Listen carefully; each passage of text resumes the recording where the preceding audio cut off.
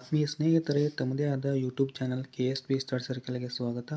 ಇವತ್ತು 10ನೇ ತರಗತಿ ಪ್ರಥಮ ಭಾಷೆ ಕನ್ನಡ ಗದ್ಯ ಭಾಗ ನಮ್ಮ ಭಾಷೆ ಅಂತಕ್ಕಂಥ ಒಂದು ಅಧ್ಯಾಯ. ಸೊ ಈ ಅಧ್ಯಾಯ ಯಾರು ಬರೀತಾರಂತಂದ್ರೆ ಎಂ ಮರಿಯಪ್ಪ ಭಟ್ರವರು ಬರೀತಾರೆ. ಸೊ ಈ ಅಧ್ಯಾಯದ ಅಭ್ಯಾಸ ಪ್ರಶ್ನೋತ್ತರಗಳನ್ನು ನೋಡೋಣ. ಸೊ ಮೊದಲಿಗೆ ಕೃತಿಕಾರರ ಪರಿಚಯವನ್ನು ನೋಡೋಣ. ಸೊ ಎಂ ಮರಿಯಪ್ಪ ಭಟ್ಟರು ಸಾಮಾನ್ಯ ಶಕ 1906ರಲ್ಲಿ ಏನು ಮಾಡ್ತಾರಂತಂದ್ರೆ ದಕ್ಷಿಣ ಕನ್ನಡ ಜಿಲ್ಲೆಯ ಪುತ್ತೂರು ತಾಲೂಕಿನ ಕಬಕ ಗ್ರಾಮದಲ್ಲಿ ಏನು ಮಾಡ್ತಾರಂತಂದ್ರೆ ಜನಿಸ್ತಾರೆ. ಬಹುಭಾಷಾ ವಿದ್ವಾಂಸರಾದ ಇವರು ಏನಪ್ಪ ಅಂದ್ರೆ ದ್ರಾವಿಡ ಭಾಷೆಗಳನ್ನು ತುಲನಾತ್ಮಕ ಅಧ್ಯಯನ ಮಾಡೋದ್ರೊಂದಿಗೆ ನಿಘಂಟು ರಚನೆಯಲ್ಲಿ ಏನಪ್ಪ ಅಂದ್ರೆ ಅನುಪಮ ಸೇವೆ ಏನು ಮಾಡ್ತಾರಂತಂದ್ರೆ ಮಾಡ್ತಾರೆ. ಸೊ ಅಷ್ಟೇ ಅಲ್ಲದೆ ಏನಪ್ಪ ಅಂದ್ರೆ ತುಳು ಇಂಗ್ಲೀಷ್ ನಿಘಂಟು, ಅಭಿನವ ಮಂಗರಾಜನ ನಿಘಂಟು, ಜಾತಕ ತಿಲಕಂ, ಛಂದಸ್ಸ ಸಾರ ಮೊದಲಾದ ಕೃತಿಗಳ ಕೃತವಾಗಿ ಏನಪ್ಪ ಅಂದ್ರೆ ಇಲ್ಲಿ ಪ್ರಸಿದ್ಧಿಯನ್ನು ಪಡಿತಾರೆ. ಸೊ ಅದೇ ರೀತಿ ಕರ್ನಾಟಕ ಸರ್ಕಾರದ ಪುರಸ್ಕಾರ, ಸಾಹಿತ್ಯ ಅಕಾಡೆಮಿ ಪ್ರಶಸ್ತಿ ಏನಪ್ಪ ಅಂದ್ರೆ ಇವರಿಗೆ ಲಭಿಸಿವೆ. ಸೊ ಇದಿಷ್ಟು ಏನಂತಂದ್ರೆ ಕವಿ ಪರಿಚಯ ಇರ್ತಕ್ಕಂಥದ್ದು. ಇನ್ನು ಈ ಒಂದು ಪ್ರಸ್ತುತ ಏನು ಗದ್ಯ ಭಾಗ ಅದಲ್ಲ, ಸೊ ನಮ್ಮ ಭಾಷೆ ಅಂತಕ್ಕಂಥದ್ದು ಕನ್ನಡ ಸಂಸ್ಕೃತಿ ಎಂಬ ಪ್ರಬಂಧ ಸಂಕಲನ ಏನಪ್ಪ ಅಂದ್ರೆ ಇಲ್ಲಿ ಆರಿಸಿಕೊಳ್ಳಲಾಗಿದೆ. ಸೊ ನೆಕ್ಸ್ಟ್ ಏನಂತಂದ್ರೆ ಅಭ್ಯಾಸ ಪ್ರಶ್ನೋತ್ತರಗಳನ್ನು ನೋಡೋಣ. ಸೊ ಅಂತಕ್ಕಂಥ ಮುಖ್ಯ ಪ್ರಶ್ನೆ ಇದೆ. ಸೊ ಕೊಟ್ಟಿರುವ ಪ್ರಶ್ನೆಗಳಿಗೆ ಒಂದು ವಾಕ್ಯದಲ್ಲಿ ಉತ್ತರಿಸಿ ಅಂತಕ್ಕಂಥದ್ದು. ಸೊ ಮೊದಲೇ ಒಂದು ಪ್ರಶ್ನೆ ಯಾವುದಂತಂದ್ರೆ ಭಾಷೆ ಯಾವುದಕ್ಕೆ ಸಾಧನವಾಗಿದೆ. ಸೊ ಭಾಷೆ ಯಾವುದಕ್ಕೆ ಸಾಧನವಾಗಿದೆಪ್ಪ ಅಂದ್ರೆ ನಮ್ಮ ಸುತ್ತಮುತ್ತಲಿನ ವ್ಯವಹರಿಸುವುದಕ್ಕೆ ಏನಪ್ಪ ಅಂದ್ರೆ ಮತ್ತು ವಿಚಾರ ವಿನಿಮಯ ಮಾಡೋದಕ್ಕೆ ಏನಂತಂದ್ರೆ ಭಾಷೆ ಅಂತಕ್ಕಂಥದ್ದು ಇಲ್ಲಿ ಅಮೂಲ್ಯವಾದ ಸಾಧನವಾಗಿದೆ ಅಂತೇಳಿ ಬರೀಬೋದು. ಇನ್ನು ಎರಡನೇ ಪ್ರಶ್ನೆ ಏನಂತಂದ್ರೆ ಪ್ರಾಣಿಗಳು ತಮ್ಮ ಮಕ್ಕಳಿಗೆ ಯಾವ ವಿಚಾರವಾಗಿ ತರಬೇತು ಕೊಡುತ್ತವೆ ಅಂತಕ್ಕಂಥ ಪ್ರಶ್ನೆ ಇದೆ. ಸೊ ಯಾವ ವಿಚಾರವಾಗಿಪ್ಪ ಅಂದ್ರೆ ಇಲ್ಲಿ ಪ್ರಾಣಿಗಳು ತಮ್ಮ ಮಕ್ಕಳಿಗೆ ಚಲನವಲನಗಳ ವಿಷಯವಾಗಿ ಏನಪ್ಪ ಅಂದ್ರೆ ಆಹಾರ ವಿಚಾರಗಳ ವಿಚಾರವಾಗಿ ಏನಪ್ಪ ಅಂದ್ರೆ ಇಲ್ಲಿ ಸಹಜವಾಗಿ ಏನು ಮಾಡ್ತಾವ ಅಂತಂದ್ರೆ ತರಬೇತಿಯನ್ನು ಕೊಡ್ತವೆ. ಸೊ ನೆಕ್ಸ್ಟ್ ಮೂರನೇ ಪ್ರಶ್ನೆ ಮನುಷ್ಯನಿಗೆ ಲೆಕ್ಕವಿಡುವ ಅವಶ್ಯಕತೆ ಯಾವಾಗ ಉಂಟಾಯಿತು ಅಂತಕ್ಕಂಥದ್ದು. ಸೊ ನವಶಿಲಾಯುಗದ ಮಾನವ ಸಂಚಾರ ಜೀವನವನ್ನು ತ್ಯಜಿಸಿ ಒಂದೆಡೆ ಬೀಡು ಬಿಟ್ಟು ಏನಪ್ಪ ಅಂದ್ರೆ ಆಸ್ತಿ ಮನೆ ಬದುಕು ಮೊದಲಾದ ಭಾವನೆಗಳನ್ನು ತಿಳಿಯುವುದಕ್ಕೆ ಏನಪ್ಪ ಅಂದ್ರೆ ಮೊದಲು ಮಾಡಿದೇನೋ ಅಂದ ಆತನಿಗೆ ಏನಪ್ಪ ಅಂದ್ರೆ ಲೆಕ್ಕ ಬಿಡುವ ಅವಶ್ಯಕತೆಯಲ್ಲಿ ಉಂಟಾಗ್ತದೆ ಅಂತಕ್ಕಂಥದ್ದು. ಇನ್ನು ನಾಲ್ಕನೇ ಪ್ರಶ್ನೆ ಎಣ್ಣೆ ತುಪ್ಪದ ಮಿಶ್ರಣ ಬೇಡವೆಂದು ಹೇಳಿದವರು ಯಾರು ಅಂತ ಹೇಳಿ ಇರ್ತಕ್ಕಂಥದ್ದು. ಸೊ ಇದನ್ನು ಯಾರು ಬೇಡ ಅಂತಾರಂತಂದ್ರೆ ಕವಿ ನಯಸೇನ ಇಲ್ಲಿ ಬೇಡ ಅಂತೇಳಿ ಹೇಳ್ತಾನೆ, ನಯಸೇನ. ಸೊ ಐದನೇ ಪ್ರಶ್ನೆ ಕನ್ನಡಕ್ಕೆ ಪರ್ಷಿಯನ್ ಶಬ್ದಗಳು ಯಾವಾಗ ಬಂದವು ಅಂತಕ್ಕಂಥದ್ದು. ಸೊ ಮೊಹಮ್ಮದಿಯರ ಒಂದು ಆಳ್ವಿಕೆಯ ಅವಧಿಯಲ್ಲಿ ಏನಪ್ಪ ಅಂದ್ರೆ ಕನ್ನಡಕ್ಕೆ ಪರ್ಷಿಯನ್ ಶಬ್ದಗಳು ಬರ್ತಾವೆ. ಇನ್ನು ಅಂತಕ್ಕಂಥ ಒಂದು ಮುಖ್ಯ ಪ್ರಶ್ನೆ ಇದೆ. ಸೊ ಕೊಟ್ಟಿರುವ ಪ್ರಶ್ನೆಗಳಿಗೆ ಏನಪ್ಪ ಅಂದ್ರೆ 2-3 ವಾಕ್ಯಗಳಲ್ಲಿ ಉತ್ತರಿಸಿ ಅಂತಕ್ಕಂಥದ್ದು. ಸೊ ಮೊದಲೇ ಪ್ರಶ್ನೆ ವ್ಯಾವಹಾರಿಕ ಮತ್ತು ಗ್ರಾಂಥಿಕ ಭಾಷೆಗಳ ಒಂದು ಲಕ್ಷಣಗಳೇನು ಅಂತಕ್ಕಂಥದ್ದು. ಸೊ ಇಲ್ಲಿ ಉತ್ತರ ನೋಡೋಣ. ಭಾಷೆಗಳನ್ನು ವ್ಯಾವಹಾರಿಕ ಮತ್ತು ಗ್ರಾಂಥಿಕ ಭಾಷೆಗಳಂತ ಹೇಳಿ 2 ವಿಧಗಳನ್ನಾಗಿ ಏನು ಮಾಡ್ತೀವಿ ಅಂದರೆ ಇಲ್ಲಿ ಮಾಡ್ತೀವಿ. ಸೊ ವ್ಯಾವಹಾರಿಕ ತಂದ್ರಾಗ ಜೀವದ ಭಾಷೆ ಆಗಿರ್ಬೋದು, ಹೌದಾ, ಜನರಲ್ಲಿ ಏನಪ್ಪ ಅಂದ್ರೆ ಈ ಒಂದು ಭಾಷೆನ ಏನು ಮಾಡ್ತಾರೆ ಅಂತಂದರೆ ಇಲ್ಲಿ ಮಾತನಾಡ್ತಾರೆ, ವ್ಯವಹರಿಸ್ತಾರೆ ಅಂತಕ್ಕಂಥದ್ದು. ಇನ್ನು ಕನ್ನಡ, ತಮಿಳು, ತೆಲುಗು, ತುಳು, ಮರಾಠಿ, ಉರ್ದು, ಇಂಗ್ಲೀಷ್ ಇವಕ್ಕೆ ಏನಪ್ಪ ಅಂದರೆ ಇಲ್ಲಿ ಉದಾಹರಣೆಯನ್ನು ಕೊಡ್ಬೋದು. ಇನ್ನು ಗ್ರಾಂಥಿಕ ಭಾಷೆ ತಂದಾಗ ಅಭಿವೃದ್ಧಿ ಹೊಂದಿ ಗ್ರಂಥ ರಚನೆಯಲ್ಲಿ ಉಪಯೋಗವಾಗ್ತಕ್ಕಂಥ ಒಂದು ಭಾಷೆ. ನೆಕ್ಸ್ಟ್ ಏನಂತಂದ್ರೆ ಸಂಸ್ಕೃತ, ಕನ್ನಡ, ಇಂಗ್ಲೀಷ್, ಪಾಳಿ. ಸೊ ಇದಕ್ಕೇನಪ್ಪ ಅಂದ್ರೆ ಇಲ್ಲಿ ಗ್ರಾಂಥಿಕ ಭಾಷೆಗೆ ಉದಾಹರಣೆಯಾಗಿ ನೋಡ್ಬೋದು. ಸೊ ಎಲ್ಲ ವ್ಯಾವಹಾರಿಕ ಭಾಷೆಗಳು ಗ್ರಾಂಥಿಕವಾಗಬೇಕಾಗಿಲ್ಲ. ಸೊ ತುಳು ಒಂದು ಸುಂದರವಾದ ವ್ಯಾವಹಾರಿಕ ಭಾಷೆ, ಆದರೆ ಅದು ಗ್ರಾಂಥಿಕ ಭಾಷೆಯಲ್ಲ ಅಂಥೇಳಿ ನಾವಿಲ್ಲಿ ನೋಡ್ಬೋದು. ಹಾಗೆ ಏನಪ್ಪ ಅಂದ್ರೆ ಎಲ್ಲ ಗ್ರಾಂಥಿಕ ಭಾಷೆಗಳು ಇಂದು ವ್ಯಾವಹಾರಿಕವಾಗಿ ಏನಪ್ಪ ಅಂದ್ರೆ ಇರುವುದಿಲ್ಲ. ಸೊ ದೇವಭಾಷೆ ಎನ್ನಿಸಿಕೊಂಡ ಸಂಸ್ಕೃತ ಸರ್ವ ಸಂಪನ್ನತೆಯಿಂದ ಏನಪ್ಪ ಅಂದ್ರೆ ಕೂಡಿರ್ತಕ್ಕಂಥ ಗ್ರಾಂಥಿಕ ಭಾಷೆ ಏನಪ್ಪ ಅಂದ್ರೆ ಇಲ್ಲಿ ಆಗಿರ್ತಕ್ಕಂಥದ್ದು. ಸೊ ಅಷ್ಟೇ ಏನಪ್ಪ ಅಂದ್ರೆ ಇಂದು ಯಾವೊಂದು ಪ್ರದೇಶದಲ್ಲೂ ಏನಪ್ಪ ಅಂದ್ರೆ ಇದು ಒಂದು ಏನಪ್ಪ ಅಂದ್ರೆ ವ್ಯಾವಹಾರಿಕ ಭಾಷೆಯಾಗಿರ್ತಕ್ಕಂಥದ್ದು ಅಲ್ಲ. ಸೊ ಇನ್ನು ಎರಡನೇ ಪ್ರಶ್ನೆ ಏನಂತಂದ್ರೆ ಲಿಪಿಯ ಜಾಡು ಆರಂಭಗೊಂಡ ಬಗೆ ಹೇಗೆ ಅಂತಕ್ಕಂಥದ್ದು. ಸೊ ಯಾವ ರೀತಿ ಆರಂಭಗೊಳ್ತದೆ ಅಂತಕ್ಕಂಥದ್ದನ್ನ ನೋಡೋಣ. ಸೊ ನವಶಿಲಾಯುಗದ ಮಾನವ ಸಂಚಾರಿ ಜೀವನವನ್ನು ತ್ಯಜಿಸಿ ಏನಪ್ಪ ಅಂದ್ರೆ ಒಂದೆಡೆ ಬೀಡು ಬಿಟ್ಟು ಆಸ್ತಿ ಮನೆ ಬದುಕು ಮೊದಲಾದ ಭಾವನೆಗಳನ್ನು ಏನಪ್ಪ ಅಂದ್ರೆ ತಿಳಿಯುವುದಕ್ಕೆ ಅಂತ ಹೇಳಿ ಏನು ಮಾಡ್ತಾನೆ ಅಂತಂದ್ರೆ ಮೊದಲು ಮಾಡಿದನೇ ಅಂದು ಆತನಿಗೆ ಏನಪ್ಪ ಅಂದ್ರೆ ಲೆಕ್ಕಾಚಾರ ಬಿಡ್ತಕ್ಕಂಥ ಒಂದು ಅವಶ್ಯಕತೆ ಉಂಟಾಗ್ತದೆ. ಆಮೇಲೆ ಇದೇನಪ್ಪ ಅಂದ್ರೆ ಲಿಪಿಯ ಉಗಮದ ಕಾಲ ಅಂತೇಳಿ ನಾವು ನೋಡ್ಬೋದು. ಸೊ ಯಾವ ಓದು ಬರಹವಿಲ್ಲದ ಹಳ್ಳಿಯ ಕೆಲಸಗಾರನಾದರೂ ಸರಿ ತಾನು ದಿನಕೆಲಸಕ್ಕೆ ಹೋದ ಲೆಕ್ಕವನ್ನು ಏನಪ್ಪ ಅಂದ್ರೆ ಗೋಡೆ ಮೇಲೆ ದಿನಂಪ್ರತಿ ಒಂದೊಂದು ಗೆರೆ ಎಳೆದೇನಪ್ಪ ಅಂದ್ರೆ ಗುರುತಿಸಿ ಕೊನೆಯಲ್ಲಿ ಏನಪ್ಪ ಅಂದ್ರೆ ಎಣಿಸಿ ಲೆಕ್ಕ ಹಾಕಿ ಸಂಬಳವನ್ನು ಏನು ಮಾಡ್ತಾನೆ ಅಂತಂದ್ರೆ ಪಡಿತಾನೆ. ಪ್ರಾಕ್ತನ ವಿಮರ್ಶಕ ಸುಮೇರ್, ನೈಲ್, ಆಮೇಲೆ ಕ್ರಿಟಿಗಿರಿ ಅಂತಕ್ಕಂಥದ್ದು. ಸೊ ಈ ಒಂದು ಇತ್ಯಾದಿ ಪ್ರದೇಶಗಳೇನಪ್ಪ ಅಂದ್ರೆ ಉಪಲಬ್ಧವಾದ ಅತ್ಯಂತ ಪುರಾತನ ಅವಶೇಷಗಳಲ್ಲಿ ಏನಪ್ಪ ಅಂದ್ರೆ ವ್ಯಾಪಾರ ಒಂದು ಲೆಕ್ಕಗಳಿಗೆ ಸಂಬಂಧಿಸಿರ್ತಕ್ಕಂಥ ಈ ಬಗೆಯ ಲಿಪಿ ಸಾಕ್ಷ್ಯಗಳೇನಪ್ಪ ಅಂದ್ರೆ ಕಂಡುಕೊಂಡಿದ್ದಾರೆ ಅಂತಕ್ಕಂಥದ್ದು. ಸೊ ಇದೇ ಲಿಪಿಯ ಮೊದಲಿನ ಏನಪ್ಪ ಅಂದ್ರೆ ಜಾಡು ಅಂತಕ್ಕಂಥದ್ದು. ಇನ್ನು ಲಿಪಿಯ ಮೂಲಕ ಜ್ಞಾನ ಭಂಡಾರದ ಯಾವ ರೀತಿ ಭದ್ರವಾಯಿತು ಅಂತಕ್ಕಂಥದ್ದು. ಸೊ ಮಾನವನಿಗೆ ಏನಪ್ಪ ಅಂದ್ರೆ ಬಿಡುವು ಹಚ್ಚಿದಂತೆ ಜೀವನದ ಸೌಕರ್ಯಗಳನ್ನು ವಿಶಿಷ್ಟ ಮೇಧಾಶಕ್ತಿಯಿಂದ ಏನಪ್ಪ ಅಂದ್ರೆ ಅಭಿವೃದ್ಧಿಗೊಳಿಸುತ್ತಾ ಹೋದಂತೆ ತನ್ನ ಆಗು ಹೋಗುಗಳನ್ನು ಏನಪ್ಪ ಅಂದ್ರೆ ಆಮೇಲೆ ಸುಖ ದುಃಖಗಳನ್ನು ಕಾವ್ಯ ರೂಪಕ್ಕೆ ಇಳಿಸಲು ಏನಪ್ಪ ಅಂದ್ರೆ ಮಾರ್ಗವನ್ನು ಏನು ಮಾಡ್ತಾನೆ ಅಂತಂದ್ರೆ ಇಲ್ಲಿ ಕಂಡುಕೊಳ್ಳಬೇಕಾಗಿರ್ತಕ್ಕಂಥದ್ದು. ಇನ್ನು ಸಾಹಿತ್ಯ ಏನಪ್ಪ ಅಂದ್ರೆ ವಿವಿಧ ರೂಪದಲ್ಲಿ ಬೆಳೆದಿರಬೇಕು. ಲೆಕ್ಕಪತ್ರಗಳ ನಡುವೆ ಏನಪ್ಪ ಅಂದ್ರೆ ಉಪಯುಕ್ತವಾದ ಮೂಲ ಲಿಪಿಯನ್ನು ಮತ್ತಷ್ಟು ಪರಿಷ್ಕರಿಸುತ್ತಾ ಸುಂದರವಾದ ಸಾಹಿತ್ಯ ಕೃತಿಗಳನ್ನ ಏನಪ್ಪ ಅಂದ್ರೆ ಇಲ್ಲಿ ಬರೆದಿಡುವುದನ್ನು ಮಾನವ ಏನಪ್ಪ ಅಂದ್ರೆ ಇಲ್ಲಿ ಕಲಿತುಕೊಳ್ತಾನೆ. ಆ ಲಿಪಿಯ ಮೂಲಕ ಏನಪ್ಪ ಅಂದ್ರೆ ಪರಂಪರೆಯಿಂದ ಬಂದ ಎಷ್ಟೋ ವಿಷಯಗಳನ್ನು ಇಲ್ಲಿ ಬರೆದಿಡಲು ಸಾಧ್ಯವಾಗ್ತದೆ. ಜ್ಞಾನ ಭಂಡಾರ ಅಂತಕ್ಕಂಥದ್ದು ಏನಂತಂದ್ರೆ ಇಲ್ಲಿ ಭದ್ರವಾಗ್ತಾ ಹೋಗ್ತದೆ. ಸಂಸ್ಕೃತಿ ಇತಿಹಾಸ ಏನಾಗ್ತದಪ್ಪ ಅಂದ್ರೆ ಇಲ್ಲಿ ಉಳಿತದೆ ಅಂತಕ್ಕಂಥದ್ದು. ಪ್ರಗತಿ ಪಥ ಏನಾಗ್ತೈತೆ ಅಂದ್ರೆ ಇಲ್ಲಿ ಸುಗಮವಾಗ್ತದೆ ಅಂತಕ್ಕಂಥದ್ದು. ಇನ್ನು 4ನೇ ಪ್ರಶ್ನೆ, ಕನ್ನಡ ಭಾಷೆ ಹದಗೊಂಡಿದ್ದು ಹೇಗೆ ಅಂತಕ್ಕಂಥದ್ದು. ಯಾವ ರೀತಿ ಹದಗೊಳ್ತದಪ್ಪ ಅಂದ್ರೆ ಅನೇಕ ಕವಿಗಳು ಕನ್ನಡ ಅಭಿವೃದ್ಧಿ ಹೊಂದಬೇಕಾದರೆ ಕನ್ನಡ ಪದಗಳ ಬಳಕೆ ಏನಪ್ಪ ಅಂದ್ರೆ ಇಲ್ಲಿ ಹೆಚ್ಚಾಗಬೇಕಂತೇಳಿ ಸಾರ್ತಾರೆ. ಅಂಥವರ ವಾಣಿಯಿಂದ ಏನಪ್ಪ ಅಂದ್ರೆ ಕನ್ನಡ ವೀಣೆ ಮೃದುವಾಗಿ ಏನಪ್ಪ ಅಂದ್ರೆ ಮಿಡಿಯಿತು ಅಂತಕ್ಕಂಥದ್ದು. ಮುಂದೆ ಏನಪ್ಪ ಅಂದ್ರೆ ಬಸವೇಶ್ವರರು, ಅಲ್ಲಮ ಪ್ರಭುಗಳಂಥ ಶಿವಶರಣರಯ್ಯರು, ಚಾಮರಸ ಆಗಿರ್ಬೋದು, ಕುಮಾರವ್ಯಾಸರಂಥ ಕವಿ ಪುಂಗವರವರು, ಆಮೇಲೆ ಪುರಂದರದಾಸ ಆಗಿರ್ಬೋದು, ಕನಕದಾಸರಂಥ ದಾಸ ಶ್ರೇಷ್ಠರು ಸುಲಭ ಮಾರ್ಗವನ್ನು ಏನು ಮಾಡ್ತಾರೆ ಅಂತಂದರೆ ಇಲ್ಲಿ ತುಳಿತಾರೆ ಅಂತಕ್ಕಂಥದ್ದು. ತಮ್ಮ ಅನುಭವ ಸಾರವನ್ನು ಏನಪ್ಪ ಅಂದ್ರೆ ಸುಲಭವಾಗಿ ಸುಂದರ ಒಂದು ಸಹಜವೂ ಕೂಡ ಏನಪ್ಪ ಅಂದ್ರೆ ಒಂದು ಮಾತುಗಳಿಂದ ಏನು ಮಾಡ್ತಾರೆ ಅಂತಂದರೆ ಇಲ್ಲಿ ಹೃದಯ ಮುಟ್ಟುವಂತೆ ಇಲ್ಲಿ ಅಭಿವ್ಯಕ್ತಪಡಿಸ್ತಾರೆ ಅಂತಕ್ಕಂಥದ್ದು. ಹೀಗೆ ಏನಪ್ಪ ಅಂದ್ರೆ ಕನ್ನಡ ಭಾಷೆ ಅಂತಕ್ಕಂಥದ್ದು ಇಲ್ಲಿ ಹದಗೊಳ್ತದೆ. ಇನ್ನು ನೆಕ್ಸ್ಟ್ ಏನಂತಂದ್ರೆ 5ನೇ ಪ್ರಶ್ನೆ, ಆಂಗ್ಲ ಭಾಷೆ ವಿಶ್ವವ್ಯಾಪಿಯಾಗಲು ಕಾರಣವೇನು ಅಂತಕ್ಕಂಥದ್ದು. ಉತ್ತರ ನೋಡೋಣ.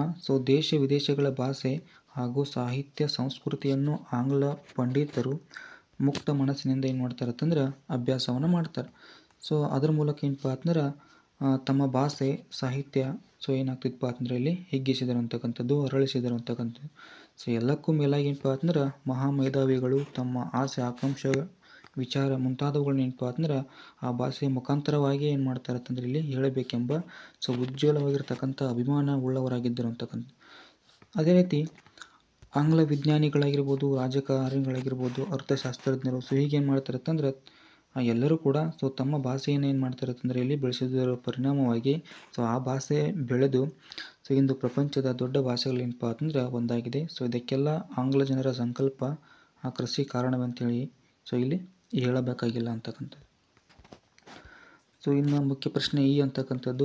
ಕೊಟ್ಟಿರೋ ಪ್ರಶ್ನೆಗಳಿಗೆ 8 ವಾಕ್ಯಗಳಲ್ಲಿ ಉತ್ತರಿಸಿ ಅಂತಕ್ಕಂಥದ್ದು. ಮೊದಲೇ ಪ್ರಶ್ನೆ, ಭಾಷೆ ಸತ್ವಪೂರ್ಣವಾಗಿ ವಿಕಾಸಗೊಳ್ಳುವುದು ಯಾವಾಗ ಅಂತಕ್ಕಂಥದ್ದು.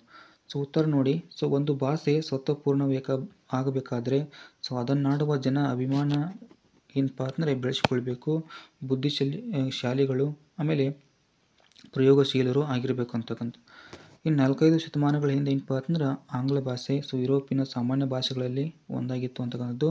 ಇನ್ನು ಆಂಗ್ಲ ಜನತೆ ಏನಪ್ಪ ಅಂದ್ರೆ ಸಹಜ ಜೀವಿಯಾಗಿ ಸೂರ್ಯನು ಎಂದು ಮುಳುಗನೆನ್ನುವಂತಹ ಒಂದು ಸಾಮ್ರಾಜ್ಯವನ್ನು ಏನಪ್ಪ ಅಂದ್ರೆ ಇಲ್ಲಿ ಸ್ಥಾಪಿಸಿತು ಅಂತಕ್ಕಂಥದ್ದು. ಇಲ್ಲಿ ದೇಶ ವಿದೇಶಗಳ ಭಾಷೆ ಹಾಗೂ ಸಾಹಿತ್ಯ ಸಂಸ್ಕೃತಿಯನ್ನು ಏನಪ್ಪ ಅಂದ್ರೆ ಆಂಗ್ಲ ಪಂಡಿತರು ಮುಕ್ತ ಮನಸ್ಸಿನಿಂದ ಅಭ್ಯಸಿಸಿದರು. ತನ್ಮೂಲಕ ಏನಪ್ಪ ಅಂದ್ರೆ ತಮ್ಮ ಭಾಷೆ ಮತ್ತು ಸಾಹಿತ್ಯವನ್ನು ಇಲ್ಲಿ ಏನು ಮಾಡ್ತಾರೆ ಅಂತಂದ್ರೆ ಹಿಗ್ಗಿಸ್ತಾರೆ, ಅರಳಿಸ್ತಾರೆ. ಎಲ್ಲದಕ್ಕಿಂತ ಮೇಲಾಗಿ ಏನಪ್ಪ ಅಂದ್ರೆ ಆ ಮಹಾ ಮೇಧಾವಿಗಳಾಗಿರ್ಬೋದು, ತಮ್ಮ ಆಸೆ ಆಕಾಂಕ್ಷೆ ವಿಚಾರ ಮುಂತಾದವುಗಳನ್ನ ಏನು ಮಾಡ್ತಾರೆ ಅಂತಂದ್ರೆ ಇಲ್ಲಿ ಆ ಭಾಷೆ ಮುಖಾಂತರವಾಗಿ ಹೇಳಬೇಕೆಂಬ ಅಭಿಮಾನವುಳ್ಳವರಾಗಿದ್ದರು ಅಂತಕ್ಕಂಥದ್ದು. ಆಂಗ್ಲ ವಿಜ್ಞಾನಿಗಳು, ರಾಜಕಾರಣಿಗಳು, ಅರ್ಥಶಾಸ್ತ್ರರು ಹೀಗೆ ಏನಪ್ಪ ಅಂದರೆ ತಮ್ಮ ಒಂದು ಭಾಷೆಯನ್ನೇ ಏನು ಮಾಡ್ತಾರೆ ಅಂತಂದರೆ ಇಲ್ಲಿ ಬಳಸಿದರ ಪರಿಣಾಮವಾಗಿ ಆ ಭಾಷೆ ಏನಾಗ್ತಿತ್ತಪ್ಪ ಅಂದ್ರೆ ಪ್ರಪಂಚದಲ್ಲಿ ದೊಡ್ಡದ ಒಂದು ಭಾಷೆಯಾಗಿ ಬೆಳೆದು ನಿಂದಿರ್ತದೆ. ಇದು ಎಲ್ಲದಕ್ಕಿಂತ ಮೇಲಾಗಿ ಏನಪ್ಪ ಅಂದ್ರೆ ಆಂಗ್ಲ ಜನರ ಒಂದು ಸಂಕಲ್ಪ ಆಗಿರ್ಬೋದು, ಆಮೇಲೆ ಕೃಷಿ ಕಾರಣವೆಂದು ಏನಪ್ಪ ಅಂದ್ರೆ ಇಲ್ಲಿ ಹೇಳಬೇಕಾಗಿಲ್ಲ ಅಂತಕ್ಕಂಥದ್ದು. ಆಂಗ್ಲ ಭಾಷೆಯ ಮೇಲಿನ ಆಧರಣೆ ಏನಪ್ಪ ಅಂದ್ರೆ ಎಲ್ಲ ಭಾಷೆಗಳು ಅನ್ವಯಿಸಿಕೊಂಡಾಗ ಅವು ಸ್ವತ್ವಪೂರ್ಣವಾಗಿ ವಿಕಾಸಗಳು. ಸ್ವಭಾಷೆಯನ್ನು ಪ್ರೀತಿಸುವುದರ ಜೊತೆಗೆ ಏನಪ್ಪ ಅಂದ್ರೆ ಅನ್ಯ ಭಾಷೆಯನ್ನು ಗೌರವಿಸಬೇಕು, ನೆರೆಹೊರೆಯ ಭಾಷೆಯನ್ನು ದ್ವೇಷಿಸದೆ ನಮ್ಮ ಒಂದು ಭಾಷೆ ಏನಪ್ಪ ಅಂದ್ರೆ ಇಲ್ಲಿ ಗೌರವಿಸಿ, ಪ್ರೀತಿಸಿ, ಅಭಿವೃದ್ಧಿಗೊಳಿಸುವುದರ ಏನಪ್ಪ ಅಂದ್ರೆ ಇಲ್ಲಿ ನಮ್ಮ ಒಂದು ಭಾಷೆ ಸ್ವತಃಪೂರ್ಣವಾಗಿ ವಿಕಾಸಗೊಳ್ತದೆ ಅಂತೇಳಿ ಹೇಳಬಹುದು. ನೆಕ್ಸ್ಟ್ ಏನಂತಂದ್ರೆ ಕನ್ನಡ ಭಾಷೆ ಸಮೃದ್ಧವಾಗಿ ರೂಪುಗೊಂಡ ಬಗೆ ಹೇಗೆ ಅಂತಕ್ಕಂಥದ್ದನ್ನು ವಿವರಿಸಿ. ನೋಡೋಣ. ಕನ್ನಡ ಭಾಷೆ ಏನಪ್ಪ ಅಂದ್ರೆ ಮತ್ತು ಸಾಹಿತ್ಯ ಸುಮಾರು ಏನಪ್ಪ ಅಂದ್ರೆ 2000 ವರ್ಷಗಳ ಒಂದು ಸುದೀರ್ಘವಾಗಿರ್ತಕ್ಕಂಥ ಇತಿಹಾಸಗಳನ್ನು ಏನು ಮಾಡ್ಯಾವಪ್ಪ ಅಂತಂದ್ರೆ ಇಲ್ಲಿ ಹೊಂದ್ಯಾವ. ಇದೇನಪ್ಪ ಅಂದ್ರೆ ಇತರ ಭಾಷೆ, ಸಾಹಿತ್ಯ, ಸಂಸ್ಕೃತಿಯಿಂದ ಪ್ರಭಾವಿತವಾದರೂ ದೇಸಿಯನ್ನು ಬಿಟ್ಟಿಲ್ಲ ಅಂತಕ್ಕಂಥದ್ದು. ಕನ್ನಡಕ್ಕೆ ಬಹಳ ಪ್ರಾಚೀನವಾಗಿರ್ತಕ್ಕಂಥ ಒಂದು ಸಂಸ್ಕೃತದ ಪೋಷಣೆ ಏನಪ್ಪ ಅಂದ್ರೆ ಇಲ್ಲಿ ದೊರೀತಾ ಬಂದಿದೆ ಅಂತಕ್ಕಂಥದ್ದು. ಅದೇ ರೀತಿ ವೈದಿಕ ಹಾಗೂ ಜೈನ ಧಾರ್ಮಿಕ ತತ್ವಗಳನ್ನು ಕನ್ನಡದಲ್ಲಿ ಏನಪ್ಪ ಅಂದ್ರೆ ವಿವರಿಸಬೇಕೆಂಬ ಅಭಿಲಾಷೆಯಿಂದ ಅನೇಕ ಪಂಡಿತರು ಉತ್ತಮ ಕಾವ್ಯಗಳನ್ನು ಏನು ಮಾಡ್ತಾರೆ ಅಂತಂದರೆ ಇಲ್ಲಿ ರಚಿಸ್ತಾರೆ ಅಂತಕ್ಕಂಥದ್ದು. ಅದಲ್ಲದೆ ಕವಿಗಳು ಕನ್ನಡ ಅಭಿವೃದ್ಧಿ ಹೊಂದಬೇಕಾದರೆ ಕನ್ನಡ ಪದಗಳ ಬಳಕೆ ಹೆಚ್ಚಾಗಬೇಕಂತ ಏನು ಮಾಡ್ತಾರೆ ಅಂತಂದ್ರೆ ಇಲ್ಲಿ ಹೇಳ್ತಾರೆ.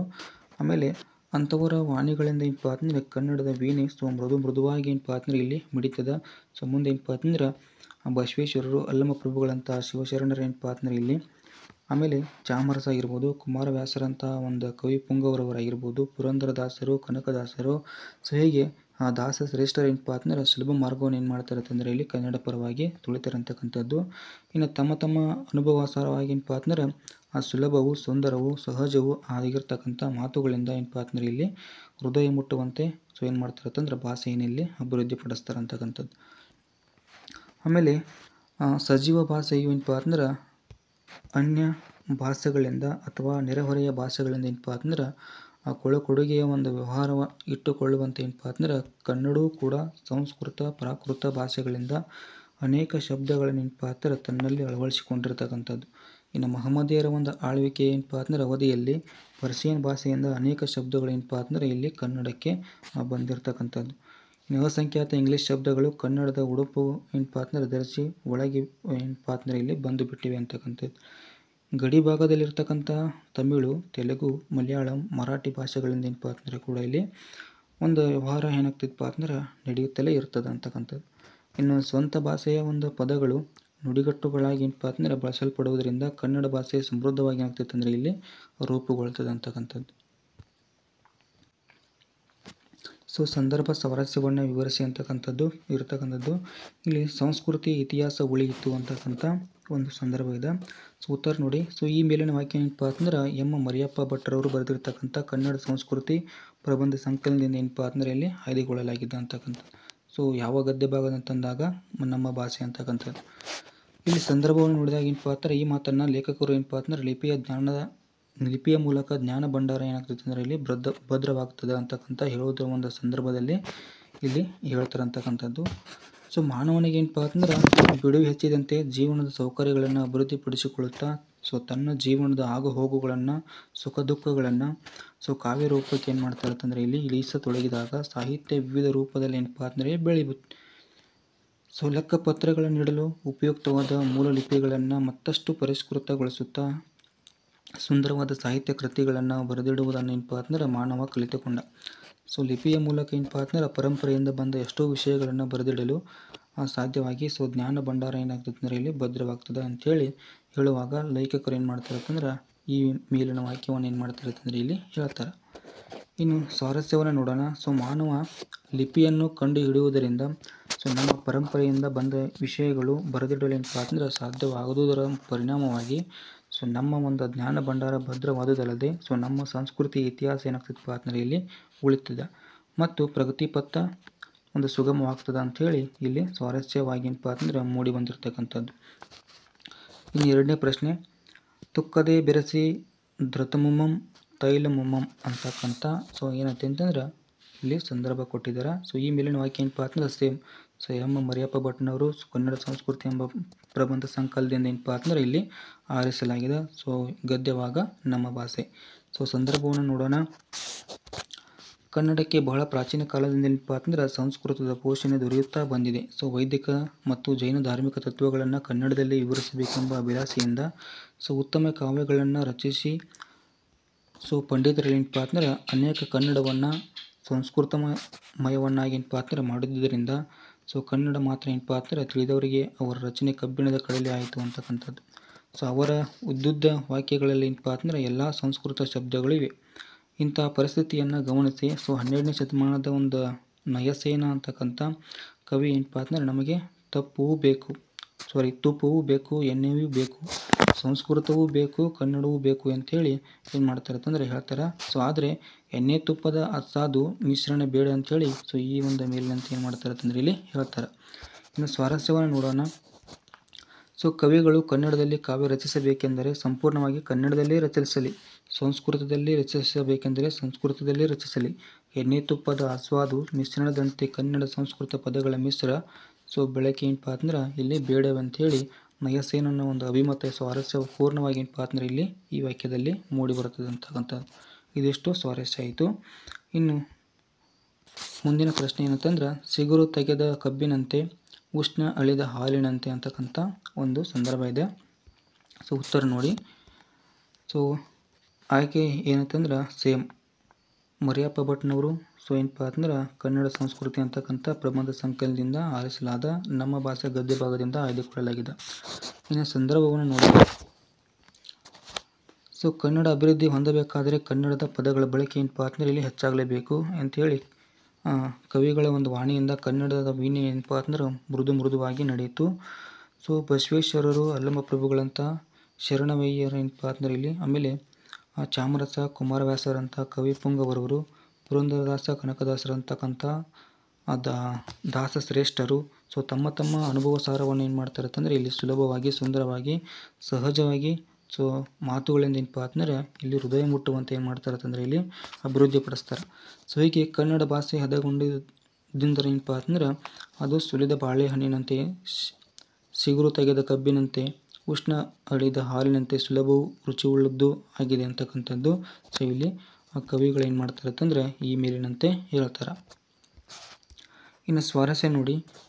ಸೊ ಕನ್ನಡದ ಕವಿಗಳು ಸುಲಭ ಸುಂದರ ಸಹಜ ಸೊ ಮಾತುಗಳಿಂದ ಏನಪ್ಪ ಅಂತಂದ್ರೆ ಹೃದಯ ಮುಟ್ಟುವಂತೆ ಏನು ಮಾಡ್ತಾರೆ ಅಂತಂದರೆ ಇಲ್ಲಿ ಅಭಿವ್ಯಕ್ತಪಡಿಸಿದ್ದರಿಂದ ಸೊ ಕನ್ನಡ ಭಾಷೆ ಏನಪ್ಪ ಅಂತಂದ್ರೆ ಇಲ್ಲಿ ಸುಲಲಿತವಾಗ್ತದೆ ಅಂಥೇಳಿ ಇಲ್ಲಿ ಅಭಿಪ್ರಾಯಪಟ್ಟಿರೋದು ಏನಪ್ಪ ಅಂತಂದ್ರೆ ಸ್ವಾರಸ್ಯಪೂರ್ಣವಾಗಿದೆ ಅಂಥೇಳಿ ಬರೀಬಹುದು. ಇನ್ನು ನೆಕ್ಸ್ಟ್ ಏನಂತಂದ್ರೆ ಒಬ್ಬ ತಾಯಿಯ ಗಾನದ ಶ್ರುತಿಯಂತೆ ಅಂಥೇಳಿ ಒಂದು ಪ್ರಶ್ನೆ ಇರ್ತಕ್ಕಂಥದ್ದು. ಸೇಮ್ ಏನಪ್ಪ ಅಂತಂದ್ರೆ ಮರಿಯಪ್ಪ ಭಟ್ಟ ಕನ್ನಡ ಸಂಸ್ಕೃತಿ ಸೊ ನಮ್ಮ ಭಾಷೆ ಅಂತಕ್ಕಂಥದ್ದು. ಇನ್ನು ಸಂದರ್ಭವನ್ನು ನೋಡೋಣ.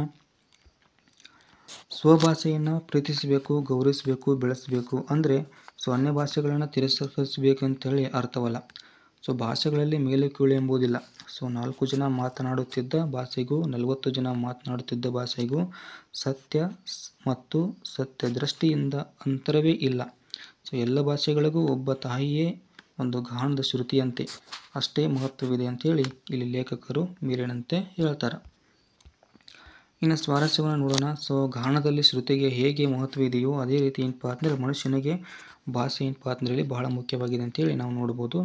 ನಮ್ಮ ಭಾಷೆಯನ್ನು ಪ್ರೀತಿಸುವುದರ ಜೊತೆ ಏನಪ್ಪ ಅಂತಂದರೆ ಬೇರೆ ಭಾಷೆಗಳನ್ನು ದ್ವೇಷಿಸದೆ ಎಲ್ಲ ಭಾಷೆಗಳನ್ನು ಇಲ್ಲಿ ಗೌರವಿಸಬೇಕಂತೇಳಿ ಸೊ ಈ ಮೇಲಿನ ವಾಕ್ಯದಲ್ಲಿ ಏನಪ್ಪ ಅಂತಂದರೆ ಸ್ವಾರಸ್ಯಪೂರ್ವವಾಗಿ ಮೂಡಿ ಬಂದಿದೆ. ಇನ್ನು ಪ್ರಶ್ನೆ ಇರ್ತಕ್ಕಂಥದ್ದು ಬಿಟ್ಟಿರುವ ಸ್ಥಳಗಳನ್ನು ಸೂಕ್ತ ಪದಗಳಿಂದ ತುಂಬಿರಿ ಅಂತಕ್ಕಂಥದ್ದು. ಸೊ ಮೊದಲೇ ಪ್ರಶ್ನೆ ಏನಂತಂದ್ರೆ ಭಾಷೆ ಇನ್ನೂ ಅದರ ಡ್ಯಾಶ್ ಕುಡಿದು ಅರಗಿಸಿಕೊಳ್ಳದ ವ್ಯಕ್ತಿ ಜಂತುವೇ ಸರಿ ಅಂಥೇಳಿ ಒಂದು ಪ್ರಶ್ನೆ ಇದೆ. ಸೊ ಏನಂತಂದ್ರೆ ಇಲ್ಲಿ ಉತ್ತರ ಪಿಯೂಷ್ ಅಂತಕ್ಕಂಥದ್ದು ಉತ್ತರವನ್ನು ನೋಡ್ತೀವಿ. ಇನ್ನು ನೆಕ್ಸ್ಟ್ ಎರಡನೇ ಪ್ರಶ್ನೆ ಏನಂತಂದ್ರೆ ಕನ್ನಡಕ್ಕೆ ಬಹಳ ಪ್ರಾಚೀನ ಕಾಲದಿಂದಲೂ ಡ್ಯಾಶ್ ಪೋಷಣೆ ದೊರೆಯುತ್ತಾ ಬಂದಿದೆ.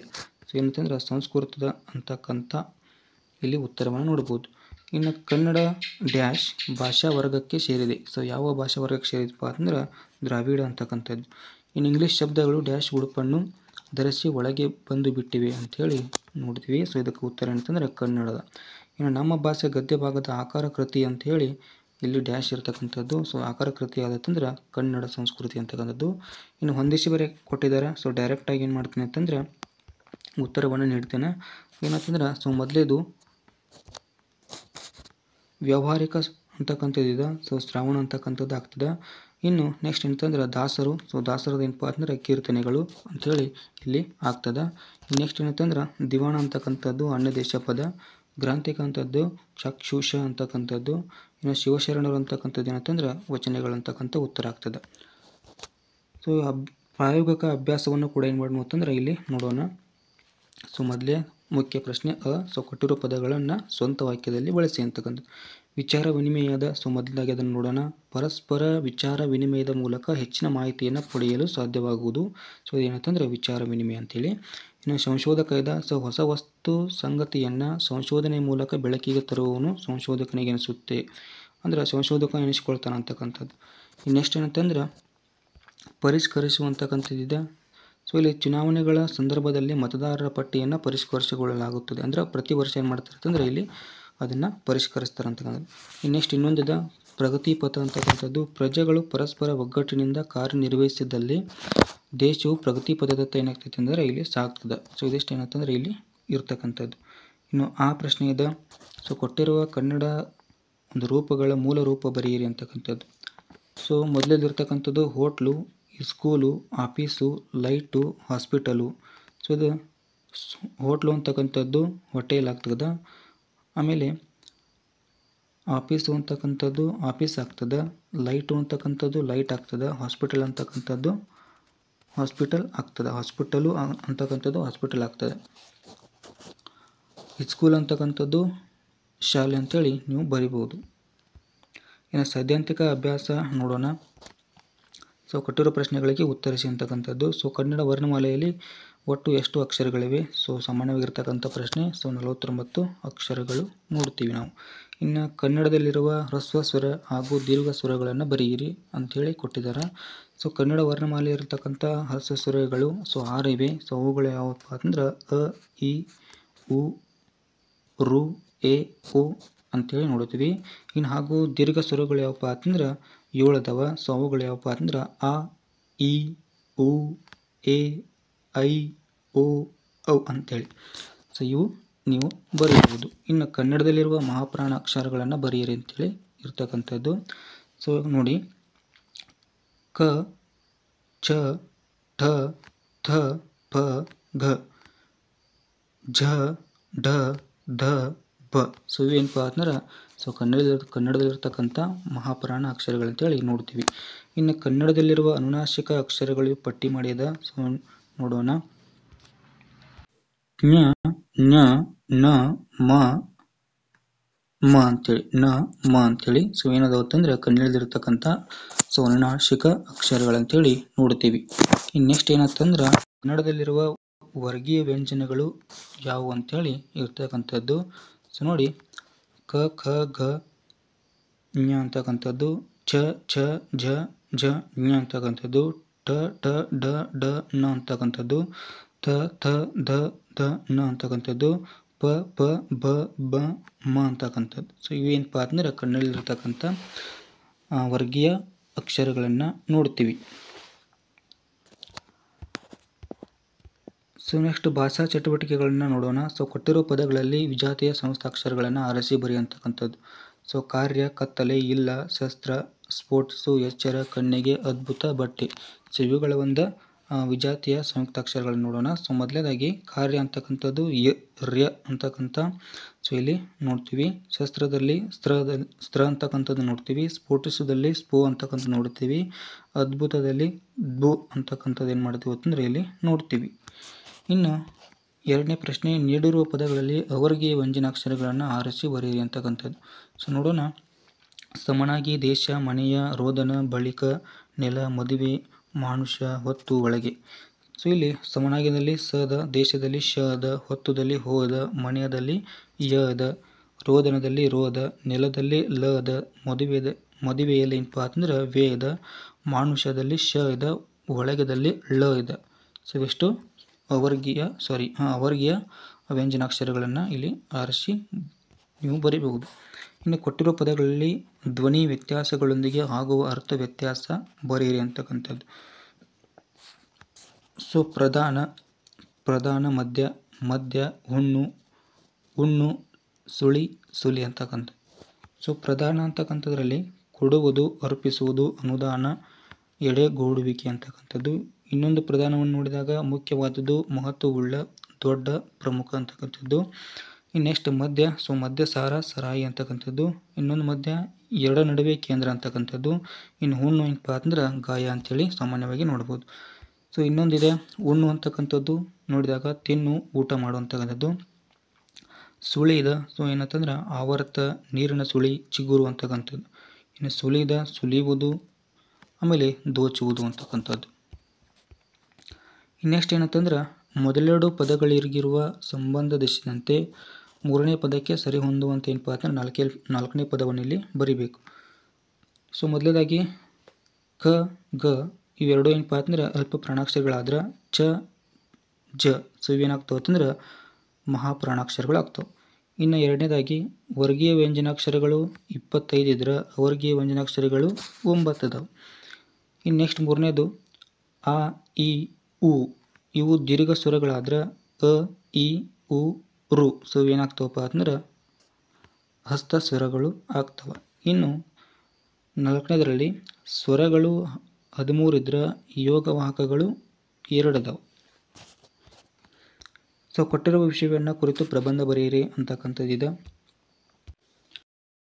ಸೊ ಮೊದಲನೇದಾಗಿ ಭಾರತದ ರಾಷ್ಟ್ರೀಯ ಹಬ್ಬಗಳು ಮತ್ತು ರಾಷ್ಟ್ರೀಯ ಹಬ್ಬಗಳ ಮಹತ್ವ ಅಂತಕ್ಕಂಥದ್ದು. ಸೊ ಪೀಠಿಕೆಯನ್ನು ಬರೀಬೇಕಾಗ್ತದೆ. ಸೊ ರಾಷ್ಟ್ರೀಯ ಹಬ್ಬಗಳು ಏಕತೆಯನ್ನು ಬೆಳೆಸುವಲ್ಲಿ, ಸಂಸ್ಕೃತಿಯನ್ನು ಸಂರಕ್ಷಿಸುವಲ್ಲಿ ಮತ್ತು ದೇಶದ ನಾಗರಿಕರಲ್ಲಿ ಒಂದಾಗಿ ಜೀವಿಸುವ ಭಾವನೆಯನ್ನು ಏನು ಮಾಡ್ತಾವೆ ಅಂತಂದರೆ ಇಲ್ಲಿ ಬಲಪಡಿಸುವಲ್ಲಿ ನಿರ್ಣಾಯಕ ಪಾತ್ರವನ್ನು ವಹಿಸುತ್ತವೆ. ಸೊ ಅವು ರಾಷ್ಟ್ರದ ಇತಿಹಾಸ, ಸಂಪ್ರದಾಯಗಳು ಮತ್ತು ಮೌಲ್ಯಗಳ ರೋಮಾಂಚಕ ಪ್ರತಿಬಿಂಬವಾಗಿವೆ ಅಂತಕ್ಕಂಥದ್ದು ಬರೀಬೇಕು. ಇನ್ನು ರಾಷ್ಟ್ರೀಯ ಹಬ್ಬಗಳ ಪ್ರಾಥಮಿಕ ಉದ್ದೇಶ ಏನಂತಂದ್ರೆ ವೈವಿಧ್ಯಮಯ ಜನಸಂಖ್ಯೆಯ ನಡುವೆ ಏಕತೆಯನ್ನು ಬೆಳೆಸುವುದು. ಸೊ ವೈವಿಧ್ಯಮಯ ಜನಾಂಗೀಯ, ಧಾರ್ಮಿಕ, ಭಾಷಿಕ ಹಿನ್ನೆಲೆಯನ್ನು ಹೊಂದಿರತಕ್ಕಂಥ ದೇಶಗಳಲ್ಲಿ ಈ ಹಬ್ಬಗಳು ಒಗ್ಗೂಡಿಸುವ ಶಕ್ತಿಯಾಗಿ ಕಾರ್ಯನಿರ್ವಹಿಸುತ್ತವೆ. ಸೊ ಇನ್ನು ವಿಷಯ ವಿವರಣೆಯನ್ನು ಇಲ್ಲೇ ಕೊಟ್ಟಿದ್ದೀನಿ ನೋಡಿ. ಸೊ ರಾಷ್ಟ್ರೀಯ ಹಬ್ಬಗಳು ಏನಪ್ಪ ಅಂದ್ರೆ ಕೆಲವೇ ಪ್ರದೇಶಗಳಿಗೆ ಅಥವಾ ಕೆಲವೇ ಜನಾಂಗಗಳಿಗೆ ಮಾತ್ರ ಸೀಮಿತವಾಗಿರದೆ ಸೊ ಹಳ್ಳಿಯಿಂದ ಹಿಡಿದು ಪಟ್ಟಣದವರೆಗೆ ಇಡೀ ರಾಷ್ಟ್ರಾದ್ಯಂತ ಸೊ ಆಚರಿಸುವ ಹಬ್ಬಗಳಾಗಿವೆ. ಸೊ ಇವೇನಪ್ಪ ಅಂದರೆ ಯಾವುದೇ ಒಂದು ಭಾಷೆಯನ್ನಾಡುವ ಅಥವಾ ಒಂದು ಧರ್ಮಕ್ಕೆ ಸೀಮಿತವಾಗಿ ಇರ್ತಕ್ಕಂಥ ಹಬ್ಬಗಳಲ್ಲ. ಸೊ ರಾಷ್ಟ್ರೀಯ ಹಬ್ಬಗಳೇನಪ್ಪ ಅಂದ್ರೆ ದೇಶದ ಸಂಸ್ಕೃತಿ ಮತ್ತು ಸಂಪ್ರದಾಯಗಳನ್ನು ಸಂರಕ್ಷಿಸುವಲ್ಲಿ ಪ್ರಮುಖ ಪಾತ್ರವನ್ನು ಏನು ಮಾಡ್ತಾವೆ ಅಂತಂದರೆ ಇಲ್ಲಿ ವಹಿಸ್ತವೆ. ಸೊ ಅದೇ ರೀತಿ ರಾಷ್ಟ್ರೀಯ ಹಬ್ಬಗಳೇನಪ್ಪ ಅಂದ್ರೆ ದೇಶಭಕ್ತಿ ಮತ್ತು ಹೆಮ್ಮೆಯ ಭಾವವನ್ನು ಏನು ಮಾಡ್ತಾವೆ ಅಂತಂದರೆ ಇಲ್ಲಿ ಹುಟ್ಟು ಹಾಕ್ತವೆ. ಸೊ ರಾಷ್ಟ್ರದ ಒಂದು ಸ್ವಾತಂತ್ರ್ಯ ಮತ್ತು ಸಮೃದ್ಧಿಗಾಗಿ ಹಿಂದಿನ ತಲೆಮಾರುಗಳು ಮಾಡಿದ ತ್ಯಾಗ ಬಲಿದಾನಗಳ ಜ್ಞಾಪನೆಯಾಗಿ ಏನಪ್ಪ ಅಂದ್ರೆ ಇವು ಕಾರ್ಯವನ್ನು ನಿರ್ವಹಿಸ್ತವೆ ಅಂತಕ್ಕಂಥದ್ದು. ಸೊ ಅಷ್ಟೇ ಅಲ್ಲದೆ ಏನಪ್ಪ ಅಂದ್ರೆ ಮೆರವಣಿಗೆಗಳು, ಧ್ವಜಾರೋಹಣ ಸಮಾರಂಭಗಳು ಮತ್ತು ದೇಶಭಕ್ತಿ ಗೀತೆಗಳ ಮೂಲಕ ಏನಪ್ಪ ಅಂದ್ರೆ ನಾಗರಿಕರಲ್ಲಿ ತಮ್ಮ ರಾಷ್ಟ್ರದ ಮೌಲ್ಯಗಳು ಮತ್ತು ತತ್ವಗಳನ್ನು ಏನು ಮಾಡ್ತಾರೆ ಅಂತಂದ್ರೆ ನೆನಪಿಸ್ಕೊಳ್ತಾರೆ. ಸೊ ರಾಷ್ಟ್ರೀಯ ಹಬ್ಬಗಳನ್ನು ಆಚರಿಸುವುದರಿಂದ ಏನಪ್ಪ ಅಂದ್ರೆ ಪ್ರತಿಯೊಬ್ಬ ಪ್ರಜೆಯಲ್ಲಿ ಸೊ ನಾವೆಲ್ಲರೂ ಒಂದೇ ಅಂತಕ್ಕಂಥ ಒಂದು ಭಾವನೆ ಏನಾಗ್ತೈತಪ್ಪ ಅಂದ್ರೆ ಇಲ್ಲಿ ಜಾಗೃತವಾಗ್ತದೆ. ಸೊ ನೆಕ್ಸ್ಟ್ ಏನಂತಂದ್ರೆ ಭಾರತದ ರಾಷ್ಟ್ರೀಯ ಹಬ್ಬಗಳನ್ನು ಅದಾವ. ಸೊ ಯಾವ ಅಂತೇಳಿ ನೋಡೋಣ. ಸೊ ನಮ್ಮ ಒಂದು ದೇಶದಲ್ಲಿ ಏನಪ್ಪ ಅಂದ್ರೆ ಸ್ವಾತಂತ್ರ್ಯ ದಿನಾಚರಣೆ ಅಂತಕ್ಕಂಥದ್ದು ಇದೆ, ಗಾಂಧಿ ಜಯಂತಿ, ಗಣರಾಜ್ಯೋತ್ಸವ, ಆಮೇಲೆ ಮಕ್ಕಳ ದಿನಾಚರಣೆ, ಶಿಕ್ಷಕರ ದಿನಾಚರಣೆ ಅಂಥೇಳಿ ಸೊ ಪ್ರಮುಖವಾಗಿ ಇಲ್ಲಿ ರಾಷ್ಟ್ರೀಯ ಹಬ್ಬಗಳನ್ನು ನೋಡ್ತೀವಿ. ಮೊದಲನೇದಾಗಿ ಸ್ವಾತಂತ್ರ್ಯ ದಿನಾಚರಣೆ ಇದೆ. ಸೊ ಅದನ್ನು ನೋಡೋಣ. ಸೊ ಏನಂತಂದ್ರೆ ದಶಕಗಳ ಕಾಲ ಬ್ರಿಟಿಷರು ಭಾರತವನ್ನು ತಮ್ಮ ವಸಾಹತುವನ್ನಾಗಿ ಮಾಡಿದ್ದರು. ಸೊ ಆಗಸ್ಟ್ 15ರಂದು ಏನಪ್ಪ ಅಂದ್ರೆ ಸ್ವಾತಂತ್ರ್ಯ ದಿನವು 1947ರಲ್ಲಿ ಬ್ರಿಟಿಷರಿಂದ ಭಾರತವೇನಪ್ಪ ಅಂದ್ರೆ ವಸಾಹತುಶಾಹಿಯ ಒಂದು 200 ವರ್ಷಗಳ ಒಂದು ಅಂತ್ಯವನ್ನು ಏನಪ್ಪ ಅಂದ್ರೆ ಇಲ್ಲಿ ಸೂಚಿಸ್ತದೆ. ಸುದೀರ್ಘ ಹೋರಾಟದ ನಂತರ ಸೊ ಭಾರತವೇನಪ್ಪ ಅಂದ್ರೆ ಇಲ್ಲಿ ಬ್ರಿಟಿಷರ ಆಡಳಿತದ ಸಂಕೋಲೆಯಿಂದ ಸೊ ಮುಕ್ತಿ ಹೊಂದಲು ಸಾಧ್ಯವಾಗ್ತದೆ. ಸೊ ನಾವೇನಪ್ಪ ಅಂದ್ರೆ ಈ ದಿನವನ್ನು ಏನು ಮಾಡ್ತೀವಿ ಅಂತಂದ್ರೆ ಸ್ವಾತಂತ್ರ್ಯ ದಿನಾಚರಣೆಯಾಗಿ ಆಚರಣೆಯನ್ನು ಮಾಡ್ತೀವಿ. ಸೊ ನೆಕ್ಸ್ಟ್ ಗಣರಾಜ್ಯೋತ್ಸವ ಇದೆ. ಸೊ ಅದನ್ನು ನೋಡಿ. ಸೊ ಭಾರತದ ಸಂವಿಧಾನ ಏನಪ್ಪ ಅಂದ್ರೆ ಜನವರಿ 26, 1950ರಂದು ಜಾರಿಗೆ ಬರ್ತದೆ. ಸೊ ಸಂವಿಧಾನದ ರಚನೆಯೊಂದಿಗೆ ಭಾರತವೇನಪ್ಪ ಅಂದ್ರೆ ಡೊಮಿನಿಯನ್ ರಾಜ್ಯವಾಗ್ತದೆ. ಅಂದಿನಿಂದ 26 ಜನವರಿಯನ್ನು ದೇಶದಾದ್ಯಂತ ಬಹಳ ಉತ್ಸಾಹದಿಂದ ಏನು ಮಾಡ್ತೀವಿ ಅಂತಂದ್ರೆ ಆಚರಿಸ್ತೀವಿ. ಇನ್ನು ಗಣರಾಜ್ಯೋತ್ಸವ ಏನಪ್ಪ ಅಂದ್ರೆ ಭಾರತ ಸರ್ಕಾರದ ಕಾಯ್ದೆ 1935 ಏನದಲ್ಲ ಸೊ ಅದು ಬದಲಿಗೆ ಏನಪ್ಪ ಅಂದ್ರೆ ನಮ್ಮ ಸಂವಿಧಾನವನ್ನು ಇಲ್ಲಿ ಜಾರಿಗೆ ತಂದ ದಿನ ಅಂತೇಳಿ ಇಲ್ಲಿ ಸೂಚಿಸ್ತಾರೆ. ಇನ್ನು ಗಾಂಧಿ ಜಯಂತಿ ಇದೆ. ಸೊ ಮಹಾತ್ಮ ಗಾಂಧಿಯವರು ಏನಪ್ಪ ಅಂದ್ರೆ ಭಾರತದ ಸ್ವಾತಂತ್ರ್ಯ ಹೋರಾಟದಲ್ಲಿ ಸಕ್ರಿಯವಾಗಿ ಏನಪ್ಪ ಅಂದ್ರೆ ಇಲ್ಲಿ ಪಾತ್ರ ವಹಿಸಿದ್ರು, ಅದೆಲ್ಲ ನಿಮಗೆ ಗೊತ್ತೇ ಇದೆ. ಇನ್ನು ನೆಕ್ಸ್ಟ್ ಏನಂತಂದ್ರೆ ಅವರು ವಿವಿಧ ಸ್ವಾತಂತ್ರ್ಯ ಚಳವಳಿಗಳನ್ನು ಮುನ್ನಡೆಸ್ತಾರೆ ಮತ್ತು ಪ್ರತಿ ಹಂತದಲ್ಲೂ ಬ್ರಿಟಿಷರಿಗೆ ಏನಪ್ಪ ಅಂದ್ರೆ ಇಲ್ಲಿ ಸವಾಲುಗಳನ್ನು ಏನು ಮಾಡ್ತಾರೆ ಅಂತಂದ್ರೆ ಹಾಕ್ತಾರೆ. ಇನ್ನು ಭಾರತದಾದ್ಯಂತ ಏನಪ್ಪ ಅಂದ್ರೆ ಅವರಿಗೆ ಗೌರವ ಸಲ್ಲಿಸಲು ಈ ದಿನವನ್ನು ಏನು ಮಾಡ್ತಾರೆ ಅಂತಂದ್ರೆ ಪ್ರತಿ ವರ್ಷ ಅಕ್ಟೋಬರ್ 2ರಂದು ಏನು ಮಾಡ್ತಾರೆ ಅಂತಂದ್ರೆ ಆಚರಿಸಲಾಗ್ತದೆ. ಇನ್ನು ಗೌರವಾನ್ವಿತ ಸ್ವಾತಂತ್ರ್ಯ ಹೋರಾಟಗಾರರಲ್ಲಿ ಒಬ್ಬರನ್ನ ಅವರ ಜನ್ಮದಿನ ಏನಪ್ಪ ಅಂದ್ರೆ ನೆನಪಿಸಿಕೊಳ್ಳಲು ಗಾಂಧಿ ಜಯಂತಿ ಏನಪ್ಪ ಅಂದ್ರೆ ರಾಷ್ಟ್ರೀಯ ಹಬ್ಬವಾಗಿದೆ ಅಂತೇಳಿ ನಾವಿಲ್ಲಿ ನೋಡ್ಬೋದು. ಕೊನೆಯದಾಗಿ ಉಪಸಂಹಾರ. ರಾಷ್ಟ್ರೀಯ ಹಬ್ಬಗಳೇನಪ್ಪ ಅಂದ್ರೆ ಕೇವಲ ಆಚರಣೆಗಳಿಗಾಗಿ ವಾರ್ಷಿಕ ಕಾರ್ಯಕ್ರಮಗಳಲ್ಲ. ಈ ಉತ್ಸವಗಳೇನಪ್ಪ ಅಂದ್ರೆ ರಾಷ್ಟ್ರದ ಸ್ಥಿತಿಸ್ಥಾಪಕತ್ವ, ಸಾಂಸ್ಕೃತಿಕ ವೈವಿಧ್ಯತೆಯನ್ನು ಏನು ಮಾಡ್ತಾವೆ ಅಂದ್ರೆ ಎತ್ತಿ ಹಿಡಿಯುವಲ್ಲಿ ಪ್ರಮುಖ ಪಾತ್ರ ವಹಿಸ್ತವೆ. ರಾಷ್ಟ್ರೀಯ ಹಬ್ಬಗಳೇನಪ್ಪ ಅಂದ್ರೆ ನಾಗರಿಕರ ಹೃದಯದಲ್ಲಿ ವಿಶೇಷ ಸ್ಥಾನವನ್ನು ಹೊಂದಿವೆ. ಏಕೆಂದ್ರೆ ದೇಶದ ಇತಿಹಾಸ, ಸಂಸ್ಕೃತಿ, ಮೌಲ್ಯಗಳ ಜ್ಞಾಪನೆಯಾಗಿ ಕಾರ್ಯನಿರ್ವಹಿಸ್ತವೆ ಅಂತಕ್ಕಂಥದ್ದು. ಅಷ್ಟೇ ಅಲ್ಲದೆ ವೈವಿಧ್ಯಮಯ ಜನಸಂಖ್ಯೆ ನಡುವೆ ಏನಪ್ಪ ಅಂದ್ರೆ ಏಕತೆಯನ್ನು ಬೆಳೆಸುವಲ್ಲಿ, ಸಾಂಸ್ಕೃತಿಕ ಸಂಪ್ರದಾಯಗಳನ್ನು ಸಂರಕ್ಷಿಸುವಲ್ಲಿ ಏನಪ್ಪ ಅಂದ್ರೆ ಈ ರಾಷ್ಟ್ರೀಯ ಹಬ್ಬಗಳು ಪ್ರಮುಖವಾಗಿ ಪಾತ್ರವನ್ನು ವಹಿಸ್ತವೆ. ನೆಕ್ಸ್ಟ್ ಗ್ರಂಥಾಲಯಗಳ ಮಹತ್ವ ಇದೆ. ಅದನ್ನು ನೋಡೋಣ. ಪೀಠಿಕೆ ಇದೆ. ಪುಸ್ತಕಗಳನ್ನು ಸಂಗ್ರಹಿಸುವ ಸ್ಥಳವೇ ಗ್ರಂಥಾಲಯ. ಸಾಹಿತ್ಯ, ಕಲೆ, ವಿಜ್ಞಾನ, ಕಾದಂಬರಿ, ಕವನ, ಕಥೆ, ಧಾರ್ಮಿಕ, ರಾಜಕೀಯ, ಶೈಕ್ಷಣಿಕ, ಸಾಮಾಜಿಕ ಮೊದಲಾದ ಪ್ರಕಾರಗಳಿಗೆ ಏನಪ್ಪ ಅಂದ್ರೆ ಸಂಬಂಧಿಸಿದ ಪುಸ್ತಕಗಳು ಗ್ರಂಥಾಲಯದಲ್ಲಿ ಇರ್ತವೆ. ಕನ್ನಡ, ಇಂಗ್ಲಿಷ್, ಉರ್ದು, ಹಿಂದಿ ಮುಂತಾದ ಭಾಷೆಗಳ ಏನಪ್ಪ ಅಂದ್ರೆ ಪುಸ್ತಕಗಳನ್ನು ನಾವಿಲ್ಲಿ ಗ್ರಂಥಾಲಯದಲ್ಲಿ ಕಾಣಬಹುದು. ವಿಷಯ ವಿವರಣೆ ಇದೆ. ಏನಂತಂದ್ರೆ ಮಾನವನ ಜೀವನದಲ್ಲಿ ಪುಸ್ತಕಗಳು ಪ್ರಮುಖ ಪಾತ್ರವನ್ನು ವಹಿಸ್ತವೆ. ಜ್ಞಾನಾಭಿವೃದ್ಧಿಗೆ ಮತ್ತು ಅಮೂಲ್ಯವಾದ ಸಮಯ ಸದುಪಯೋಗಕ್ಕೆ ಗ್ರಂಥಾಲಯಗಳೇನಪ್ಪ ಅಂದ್ರೆ ಬಹು ಮುಖ್ಯ ಪಾತ್ರವನ್ನು ವಹಿಸ್ತವೆ. ಅದೇ ರೀತಿ ಗ್ರಂಥಾಲಯ ಏನಪ್ಪ ಅಂದ್ರೆ ಪೀಳಿಗೆಯಿಂದ ಪೀಳಿಗೆಗೆ ಜ್ಞಾನವನ್ನು ಹಂಚುವ ಉನ್ನತ ಕಾರ್ಯವನ್ನು ಏನು ಮಾಡ್ತವೆ ಅಂತಂದ್ರೆ ಇಲ್ಲಿ ಮಾಡ್ತವೆ ಅಂತಕ್ಕಂಥದ್ದು. ಅದೇ ರೀತಿ ಏನಂತಂದ್ರೆ ಪುಸ್ತಕ ಮನುಷ್ಯನನ್ನ ಮಿತ್ರ, ಜ್ಞಾನವನ್ನು ನೀಡ್ತಕ್ಕಂಥ ಕಾಮಧೇನು, ಮಾರ್ಗದರ್ಶಕ, ಮಾಹಿತಿಯನ್ನು ಪಡೆಯಲು ಪುಸ್ತಕಗಳೇನಪ್ಪ ಅಂದ್ರೆ ಭಂಡಾರಗಳು ಆಗಿರ್ತವೆ. ಗ್ರಂಥಾಲಯದಲ್ಲಿ ನಾವೇನಪ್ಪ ಅಂದ್ರೆ ಪುಸ್ತಕವನ್ನು ಗಂಭೀರವಾಗಿ ಅಧ್ಯಯನ ಮಾಡಬೇಕು. ಮಾತನಾಡದೆ ನಿಶ್ಶಬ್ದವಾಗಿರಬೇಕು. ಬೇರೆಯವರಿಗೆ ಏನಪ್ಪ ಅಂದ್ರೆ ತೊಂದರೆ ಆಗದಂತೆ ವರ್ತಿಸಬೇಕು.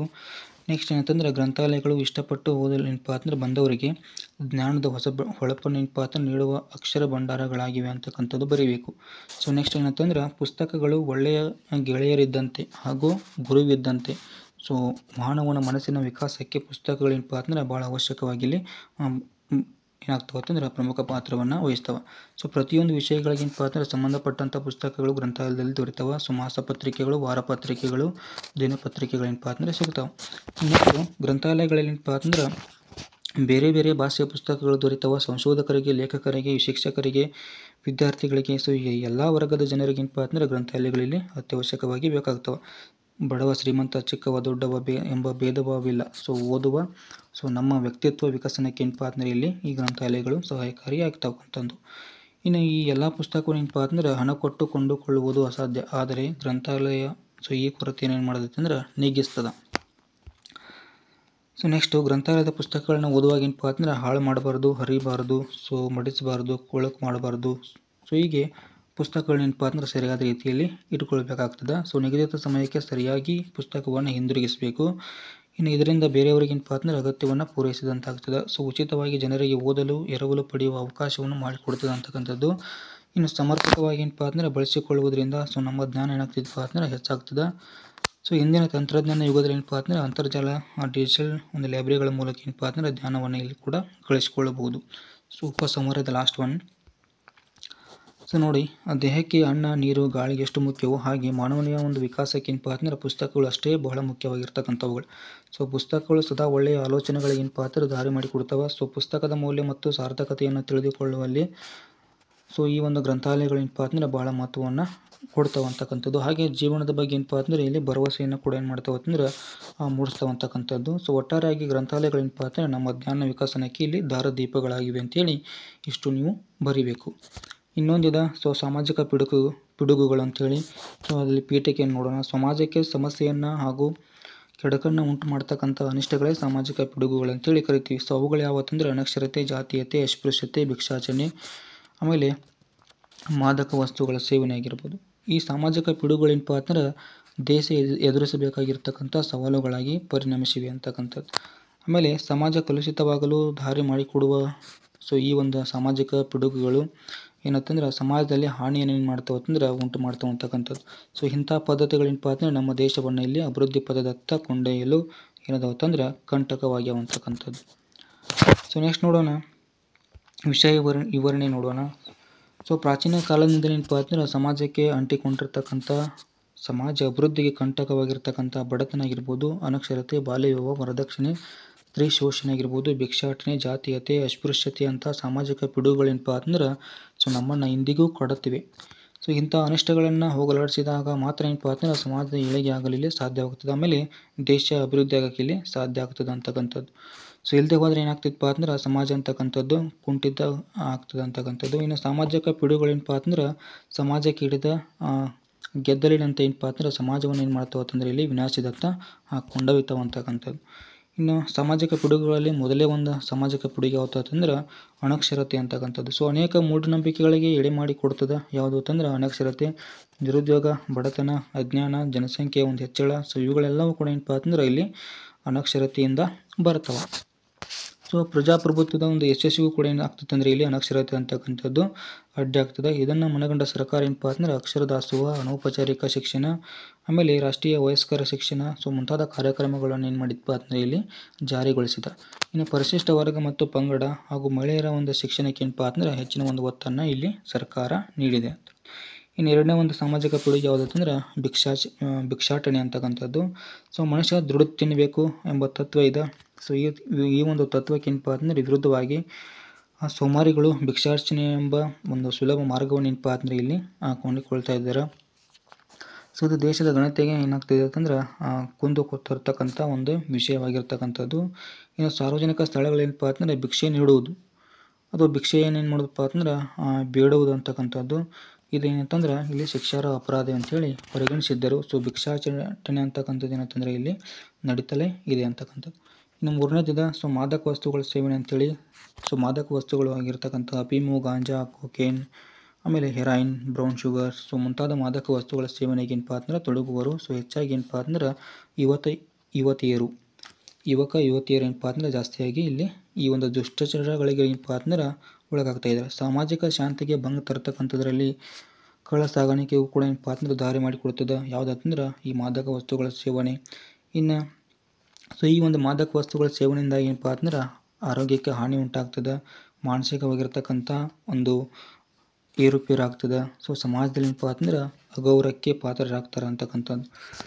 ಸೊ ನೆಕ್ಸ್ಟ್ ಆಘಾತಗಳಿಗೆ ಏನಪ್ಪ ಅಂತಂದ್ರೆ ಅಥವಾ ಅಪಘಾತಗಳಿಗೆ ಇಲ್ಲಿ ಕಾರಣರಾಗ್ತಾರೆ ಅಂತಕ್ಕಂಥದ್ದು. ಸೊ ಆ ಮೂಲಕ ಸಾಮಾಜಿಕ ಸಮಸ್ಯೆಗಳಿಗೂ ಕೂಡ ಏನಾಗ್ತಾರೆ ಅಂತಂದರೆ ಇಲ್ಲಿ ಈ ಒಂದು ಮಾದಕ ವಸ್ತುಗಳ ಸೇವನೆ ಮಾಡುವವರು ಕಾರಣವಾಗ್ತಾರೆ ಅಂತಕ್ಕಂಥದ್ದು. ಇನ್ನು ಮಾದಕ ವಸ್ತುಗಳ ಸೇವನೆ ಏನಪ್ಪ ಅಂತಂದ್ರೆ ಯುವಜನತೆಯನ್ನು ದಿಕ್ಕುಗೆಡಿಸ್ತಕ್ಕಂಥದ್ರಲ್ಲೇ ಏನಪ್ಪ ಅಂತಂದ್ರೆ ಇಲ್ಲಿ ಪ್ರಮುಖ ಕಾರಣವಾಗ್ತದೆ. ಆಮೇಲೆ ದೇಶದ ಒಂದು ಅಭಿವೃದ್ಧಿ ಕೂಡ ಏನಪ್ಪ ಅಂತಂದ್ರೆ ಇಲ್ಲಿ ಏಳಿಗೆಗೆ ಅಥವಾ ಒಂದು ಅಭಿವೃದ್ಧಿಗೆ ಏನಪ್ಪ ಅಂದ್ರೆ ಮಾರಕವಾಗಿರ್ತಕ್ಕಂಥದ್ದು. ಇನ್ನು ನೆಕ್ಸ್ಟ್ ಇದೆ ಜಾತೀಯತೆ ಇದೆ. ಸೊ ಸರ್ವಧರ್ಮ ಸಮನ್ವಯದ ಬೀಡಾದ ಭಾರತ ದೇಶದಲ್ಲಿ ಜಾತೀಯತೆ ಒಂದು ಏನಪ್ಪ ಅಂತಂದ್ರೆ ದೊಡ್ಡ ಪಿಡುಗಾಗಿದೆ. ರಾಷ್ಟ್ರೀಯ ಏಕತೆಗೆ ಧಕ್ಕೆಯನ್ನು ಉಂಟು ಮಾಡ್ತಿದೆ. ಸೊ ಜಾತ್ಯತೀತ ರಾಷ್ಟ್ರವಾದ ಭಾರತದಲ್ಲಿ ಜಾತೀಯತೆ ನಿರ್ಮೂಲವಾಗದಿದ್ದಲ್ಲಿ ಸೊ ರಾಷ್ಟ್ರದ ಪ್ರಗತಿ ಏನಪ್ಪ ಅಂತಂದ್ರೆ ಅಸಾಧ್ಯವಾಗಿರ್ತಕ್ಕಂಥದ್ದು. ವ್ಯಕ್ತಿಯ ವಿಕಸನಕ್ಕೆ ಏನಂತಂದ್ರೆ ಅಡ್ಡಿಯನ್ನು ಉಂಟು ಮಾಡ್ತದೆ ಯಾವುದು ಜಾತೀಯತೆ. ಆಮೇಲೆ ಪ್ರಾಂತೀಯತೆಗೂ ಕೂಡ ಏನಪ್ಪ ಅಂತಂದ್ರೆ ಕಾರಣವಾಗ್ತದೆ. ದೇಶದ ಹಿತದೃಷ್ಟಿಯಿಂದ, ಸಮಾಜದ ಹಿತದೃಷ್ಟಿಯಿಂದ ಜಾತೀಯತೆ ಏನಪ್ಪ ಅಂದರೆ ಒಂದು ಮನೋಭಾವ. ಸೊ ಖಂಡಿತ ಒಳ್ಳೆಯ ಒಂದು ಬೆಳವಣಿಗೆ ಅಲ್ಲ. ಶಿಕ್ಷಣವು ಏನಪ್ಪ ಅಂತಂದ್ರೆ ಜಾತಿ ವ್ಯವಸ್ಥೆಯ ಒಂದು ದುಷ್ಪರಿಣಾಮಗಳನ್ನು ಅರಿತುಕೊಳ್ಳಲು ಸೊ ಜನರಿಗೆ ಏನಪ್ಪ ಅಂತಂದ್ರೆ ಸಹಾಯ ಮಾಡ್ತದೆ ಅಂತಕ್ಕಂಥದ್ದು. ಸಮಾನತೆಗಾಗಿ ವಿಶಾಲ ಸಾಮಾಜಿಕ ಒಂದು ಬದಲಾವಣೆ ಏನಪ್ಪ ಅಂತಂದ್ರೆ ಇಲ್ಲಿ ಅಗತ್ಯವಾಗಿರ್ತಕ್ಕಂಥದ್ದು. ಸೊ ಮಕ್ಕಳಿಗೆ ಏನಪ್ಪ ಅಂತಂದ್ರೆ ಮೌಲ್ಯ ಆಗಿರ್ಬೋದು, ನೈತಿಕ ಶಿಕ್ಷಣ ನೀಡುವ ಒಂದು ವಿಶೇಷ ತರಗತಿಗಳನ್ನು ಶಾಲೆಗಳಲ್ಲಿ ಏನಪ್ಪ ಅಂತಂದ್ರೆ ಮಾಡಬೇಕಾಗ್ತದೆ. ಇನ್ನು ನೆಕ್ಸ್ಟ್ ಇನ್ನೊಂದಿರ್ತಕ್ಕಂಥದ್ದು ವರದಕ್ಷಿಣೆ. ಸೊ ವರದಕ್ಷಿಣೆ ಏನಪ್ಪ ಅಂತಂದ್ರೆ ಭಾರತೀಯ ಸಮಾಜದಲ್ಲಿ ವ್ಯಾಪಕವಾಗಿ ಏನಪ್ಪ ಅಂತಂದ್ರೆ ಹರಡಿರ್ತಕ್ಕಂಥದ್ದು. ಆಮೇಲೆ ಕೆಟ್ಟ ಅಭ್ಯಾಸಗಳಲ್ಲಿ ಏನಪ್ಪ ಅಂತಂದ್ರೆ ಒಂದಾಗಿರ್ತಕ್ಕಂಥದ್ದು. ಸ್ಥಾನಮಾನವನ್ನು ಉಳಿಸಿಕೊಳ್ಳಲು ಏನಪ್ಪ ಅಂತಂದ್ರೆ ಜನರು ವರದಕ್ಷಿಣೆಯನ್ನು ಏನು ಮಾಡ್ತಾರೆ ಅಂತಂದ್ರೆ ಕೇಳಿಕೊಳ್ತಾರೆ. ಅದೇ ರೀತಿ ಸಾಮಾನ್ಯವಾಗಿ ಏನಪ್ಪ ಅಂತಂದ್ರೆ ಮಧ್ಯಮ ವರ್ಗದವರು ಮತ್ತು ಕೆಳವರ್ಗದವ್ರಿಗೆ ಏನಪ್ಪ ಅಂತಂದ್ರೆ ಸೇರಿರ್ತಕ್ಕಂಥ ವಧುವಿಗೆ ಸೊ ಕುಟುಂಬದವರು ಏನಪ್ಪ ಅಂತಂದ್ರೆ ಅದರ ಒಂದು ಕಹಿ ಭಾಗವನ್ನು ಸೊ ಏನಪ್ಪ ಅಂತಂದ್ರೆ ಇಲ್ಲಿ ಎದುರಿಸಬೇಕಾಗ್ತದೆ. ಪಾಲಕರು ತಮ್ಮ ಮಗಳ ಮದುವೆಗಾಗಿ ಏನಪ್ಪ ಅಂತಂದ್ರೆ ಹಾಗಾಗಿ ಸಾಲವನ್ನು ಇಲ್ಲಿ ತೆಗೆದುಕೊಳ್ತಾರೆ ಅಂತಕ್ಕಂಥದ್ದು. ಸೊ ಕೆಲವೊಮ್ಮೆ ಏನಪ್ಪ ಅಂತಂದ್ರೆ ವರದಕ್ಷಿಣೆಯಿಂದ ಉಂಟಾಗ್ತಕ್ಕಂಥ ಮಾನಸಿಕ ಹಿಂಸೆಯು ಏನಪ್ಪ ಅಂತಂದ್ರೆ ಇಲ್ಲಿ ಆತ್ಮಹತ್ಯೆಗೂ ಕೂಡ ಏನಂತಂದ್ರೆ ಕಾರಣವಾಗ್ತದೆ. ಸೊ ನೆಕ್ಸ್ಟ್ ಕೊನೆಯದಾಗಿರ್ತಕ್ಕಂಥದ್ದು ಅಸ್ಪೃಶ್ಯತೆ ಅಂತಕ್ಕಂಥದ್ದು. ಸೊ ಸಮಾಜದಲ್ಲಿ ಏನಪ್ಪ ಅಂದ್ರೆ ನಾವು ಈಗ ಹೆಚ್ಚಾಗಿ ಅಸ್ಪೃಶ್ಯತೆಯನ್ನು ಏನು ಮಾಡ್ತೀವಿ ಅಂತಂದ್ರೆ ಕಾಣ್ತೀವಿ. ಸೊ ಮೇಲು ಕೀಳು ಅಂತಕ್ಕಂಥ ಒಂದು ಭಾವನೆ ಏನಂತಂದರೆ ಇಲ್ಲಿ ನೋಡ್ತೀವಿ. ಸಮಾಜಕ್ಕೆ ತೊಡಕು ಉಂಟು ಮಾಡ್ತಕ್ಕಂಥ ಇದೇನಪ್ಪ ಅಂದ್ರೆ ಅಸ್ಪೃಶ್ಯತೆ ಆಚರಣೆ ಅಂತಕ್ಕಂಥದ್ದು ಒಂದು ಕಾರ್ಯವಾಗಿದೆ ಅಂತೇಳಿ ನೋಡ್ತೀವಿ. ಇನ್ನು ಸಮಾಜದಲ್ಲಿ ಏನಪ್ಪ ಅಂದ್ರೆ ಅಸ್ಪೃಶ್ಯರಿಗೆ ನೀಡಬೇಕಾದ ಗೌರವ ಸ್ಥಾನಮಾನ ಏನೂ ಏನಪ್ಪ ಅಂದ್ರೆ ಇಲ್ಲಿ ನೀಡುವುದಿಲ್ಲ. ಸೊ ಅವರಿಗೆ ಏನಪ್ಪ ಅಂದ್ರೆ ಅವಮಾನಗಳೇನಪ್ಪ ಅಂದ್ರೆ ಆಗ್ತಕ್ಕಂಥ ಕೆಲಸಗಳಲ್ಲಿ ಸಮಾಜದಲ್ಲಿ ನಡೀತಾ ಇದ್ದಾವೆ ಅಂತಕ್ಕಂಥದ್ದು. ಸೊ ಇದೊಂದು ಏನಪ್ಪ ಅಂದ್ರೆ ಗಂಭೀರವಾಗಿರ್ತಕ್ಕಂಥ ಸಮಸ್ಯೆ ಅಂತೇಳಿ ನಾವಿಲ್ಲಿ ನೋಡ್ಬೋದು. ಇನ್ನು ಕೊನೆಯದಾಗಿ ಉಪಸಂಹಾರ ಇದೆ, ಅದನ್ನು ನೋಡಿ. ಸೊ ಹೀಗೇನಪ್ಪ ಅಂದ್ರೆ ಸಾಮಾಜಿಕ ಪಿಡುಗುಗಳು ಅನೇಕ ಸಮಸ್ಯೆಗಳನ್ನ ಏನು ಮಾಡ್ತಾ ಇದೆ ಅಂತಂದ್ರೆ ಸೃಷ್ಟಿಸುವುದರಿಂದ ಇವುಗಳೇನಪ್ಪ ಅಂದ್ರೆ ಹೋಗಲಾಡಿಸಲು ಸರ್ಕಾರದೊಂದಿಗೆ ಪ್ರತಿಯೊಬ್ಬರೂ ಸಹಕರಿಸಬೇಕು.